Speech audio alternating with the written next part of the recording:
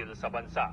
Kasabay niyan, ibinida ang mas mabilis na proseso ng diborsyo kumpara sa annulment na ng 1 taon lamang upang tapusin ang pagdesisyon ng divorce petition.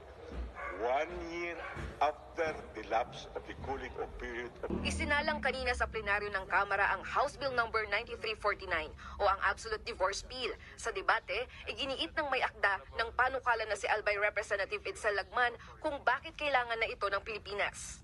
Are our current methods of separation not enough that we need divorce in this country?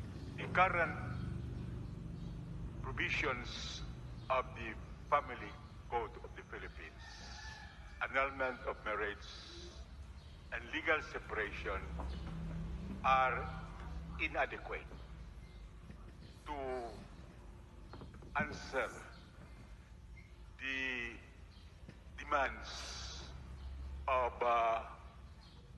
spouses, particularly women who have been the victims of broken and irretrievably destroyed marriages due to spousal abuse, infidelity, and abandonment. Ayon pa kay Lagman, matagal nang isinusulong ang diborsyo sa bansa pero hindi nagiging ganap na batas. Ang pinakamalayo na raw na narating nito ay noon pang 18th Congress kung saan pumasa ang Divorce at Dissolution of Marriage Bill sa ikatlong pagpasa ng Kamara. Pinuna rin ni Gabriela Fartley's Representative Arlene Brosas ang hindi umuusad-usad na panukala. Ayon pa kay Brosas, napapanahon ng ipasa ang divorce bill dahil sa dumaraming kaso ng pang-aabuso. Yung mga kababaihan, especially yung mga hindi makalabas sa mga relasyon na matindi yung kanilang abuse sa kanila. Ilan sa mga nakasaad na grounds for divorce ang anumang uri ng pang-aabuso, gayon din ng prostitusyon. Kasama rin ang multiple marriage o ilang beses na pagpapakasal at pakikiapid habang kasal.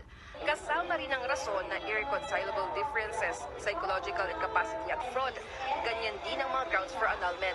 Pareho itong dumaraan sa korte.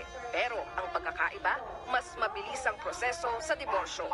Binigyan ang husgado ng 1 taon lamang upang tapusin ang pagdesisyon ng divorce petition. 1 year after the lapse of the cooling off period of 60 days. Mas matutulungan din daw nito ang mga mahihirap. Pwedeng mag-apply as court-assisted petitioner. Wala silang babayaran na cost at bibigyan pa sila ng mga professional assistance ng husgado. Iba ito sa proseso na masyadong matagal, masyadong expensive, kapares ng annulment of marriage. Suportado rin ito ng mga mambabatas ng Muslim. I think you all know na in the religion of Islam, divorce is acknowledged. So on our part, in our side of the plenary, parang wala talagang problema. So I think as far as the Muslim legislators will be supporting the divorce bill. Pero giit ng ibang congressman, dapat itong busising mabuti. Muli namang nanindigan ng Catholic Bishops Conference of the Philippines o CBCP na hindi nila sosuportahan ang divorce bill. The church isn't going to change. So divorce is being opposed and we do not support any moves of Congress not to legislate it.